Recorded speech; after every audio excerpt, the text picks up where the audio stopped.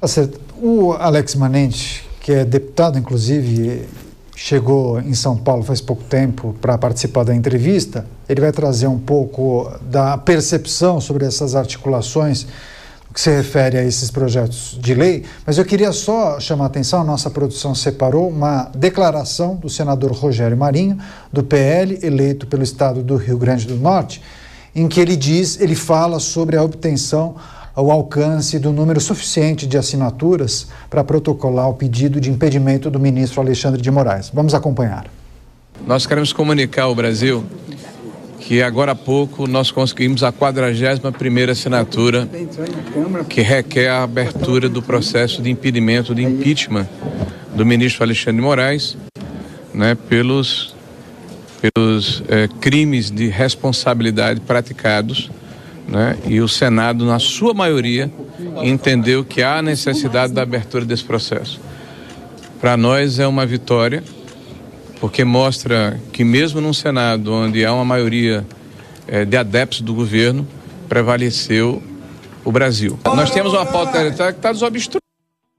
Tá aí a fala do senador Rogério Marinho, informando nessa entrevista informal que esse grupo conseguiu alcançar um número de 41 assinaturas para protocolar esse pedido de impedimento do ministro Alexandre de Moraes no Senado Federal. Vamos tratar só dessa questão em especial, depois a gente volta para analisar o foro privilegiado, também o PL da anistia, Manente.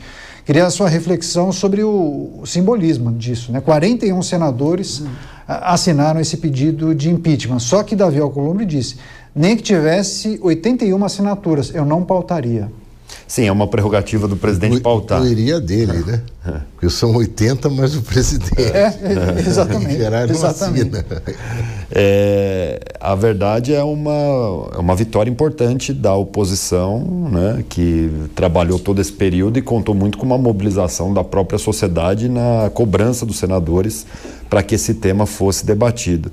E acredito que dificilmente esse tema cairá no esquecimento nesse momento. Eu acredito que esse tema ganhará tração, força, e não será fácil o presidente Davi Alcolumbre apenas segurar e não pautar. Apesar de acreditar que não é, na minha opinião, o melhor remédio para o momento. Eu avalio que é necessário ter um controle nesses poderes institucionais, mas ao mesmo tempo também é uma demonstração de que o Senado está atento a qualquer eventual ultrapassagem de limites do ministro Alexandre de Moraes. É um recado muito, muito sólido do Senado, que pela primeira vez reúne assinaturas necessárias para protocolar um pedido de impedimento de um ministro do Supremo Tribunal Federal. Momento histórico para o Brasil. Agora, Zé, quem passa daquela linha considerada como a regra do momento, a Constituição, ou quem extrapola aquilo que é considerado o adequado para o momento, em algumas situações vimos que essa figura pode ser utilizada como boi de piranha, né? Em casa legislativa isso acontece demais, né? Um deputado, um vereador que passa dos limites, pisa na casca de banana, quantas cassações não observamos? Aquele grupo político larga. Não estou querendo dizer que isso virá a acontecer com o ministro do Supremo Tribunal Federal, mas se houve exagero, porque saiu inclusive uma nota na coluna da Mônica Bergamo, na Folha de São Paulo, falando sobre uma suposta irritação dos ministros do Supremo com o exagero que muitos viram na decretação da prisão domiciliar de Jair Bolsonaro. Pois bem, isso posto, o que é preciso considerar em relação a esse movimento de senadores que alcançam 41 assinaturas, Zé? Olha, é um movimento dos senadores, é um desejo. O Alcolumbre já disse que enquanto ele estiver lá isso não vai prosperar. Eu acho sensata essa posição dele, porque é uma forma de dizer, olha, já está patente que há um questionamento, há um número expressivo de senadores que questionam a ação de um ministro. Mas, não, pelo amor de Deus, não vou voltar a lei para atingir um ministro, né?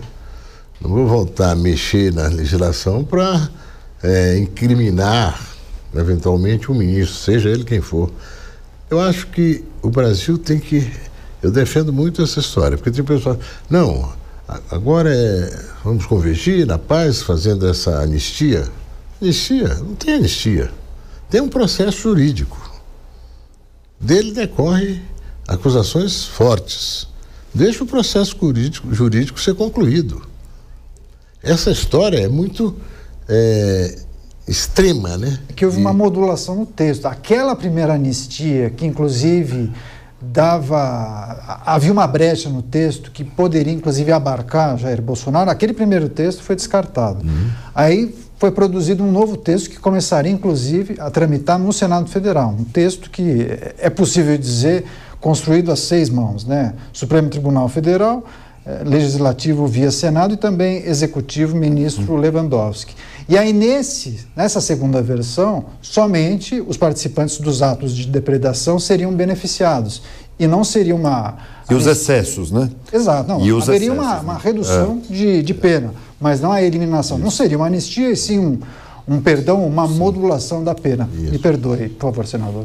Não, é isso. Eu acho que a gente tem que construir sem cometer um ato absolutamente insensato, que é fazer essa anistia. O custo para o Brasil de anistiar quem quis golpear a democracia é um custo que é impagável. O Brasil já teve experiências de golpe ao longo de sua história, né? Não quer mais saber disso.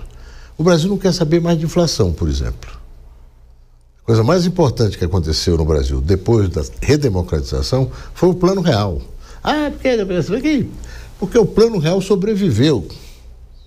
Faz 31 anos que ele está aí, e se você falar com ele, com você, comigo, com qualquer um, vocês querem caristia? Vocês querem volta da inflação? Ninguém quer. Isso foi algo que a sociedade adquiriu, é cultura. Ela sabe que isso é ruim. E nós temos que transformar numa coisa ruim, querer romper com a institucionalidade do país, né? Golpear as instituições do país. Não pode, tem regra. É eleição, é disputa democrática, etc, etc. Agora, para concluir esse parágrafo aí, como nós estamos tendo essa oportunidade, não é? Para não ficar só nos episódios da semana, sim, é tentar projetar um pouco, né? Sim. Olhar adiante. Eu acho que essa questão de eleição do ano que vem ainda está muito aberta. Está muito pouco. Já está se fazendo. Há uma certa compulsão de já ficar, não, é isso, é aquilo, acertar. Cravar quem vai sair, qual partido vai. Pelo amor de Deus. E o cidadão, é esse povo que está ameaçado de desemprego com essas tarifas. E essas outras situações de desequilíbrio social que o Brasil tem é uma coisa horrorosa. Você tem hoje uma renda razoável, mas você tem ainda uma população que vive numa linha ali, está ali na linha de pobreza, numa vida dura, difícil, sem esperança. E um governo que não consegue consolidar políticas, como foi esse Plano Real, que sejam duradouras, que resistam ao tempo. Claro, fizemos lei de responsabilidade fiscal, mas uma política, pelo menos, ninguém conseguiu romper com ela. E nós temos que fazer políticas nesse sentido que favoreçam a população que está aí na expectativa efetiva de uma melhora.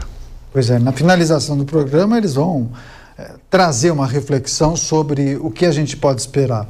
Mas, Manente, deputado, queria que o senhor fizesse uma breve análise sobre o papel de Hugo Mota, que vem sendo muito criticado por alguns grupos dentro da Câmara dos Deputados, e apontasse para as reais possibilidades de aprovação do PL da anistia e também do projeto do foro privilegiado. Se o senhor entende que há condição, porque a oposição defende como sendo pautas que poderiam pacificar o Brasil. Gosto de usar essa palavra. Sim, eles estão usando esse termo.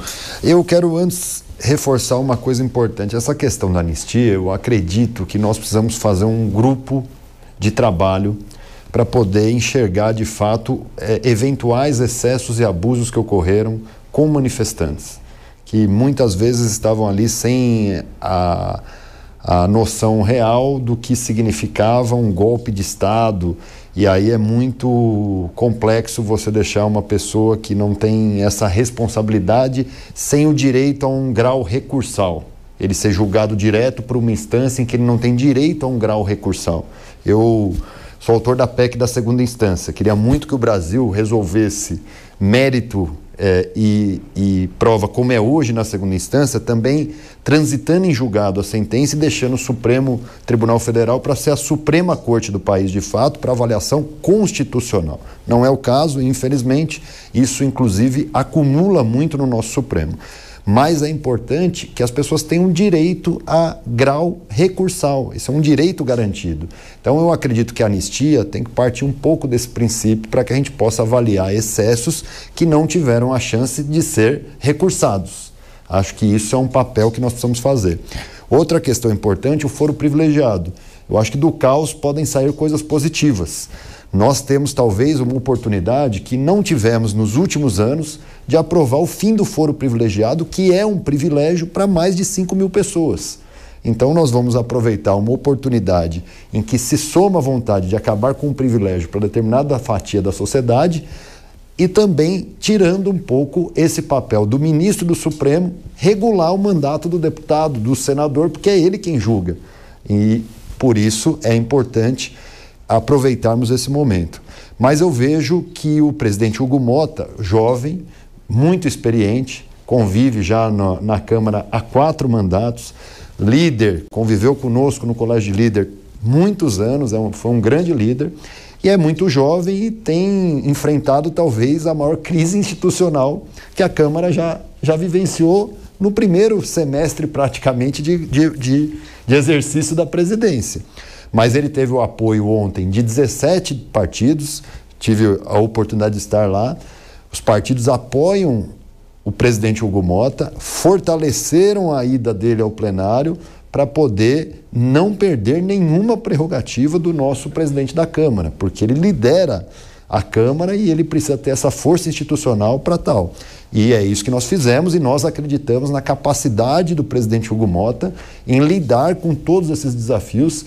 E eu tenho certeza que dessa crise nós teremos bons resultados. Aproveitando, até porque o presidente Hugo Motta tem uma missão muito importante e colocou como prioridade 2 temas que são fundamentais para o nosso país. Primeiro, a responsabilidade fiscal através da reforma administrativa e não do aumento de impostos. Essa é uma pauta que a Casa tem debatido, que nós estamos marcando posição a cada momento.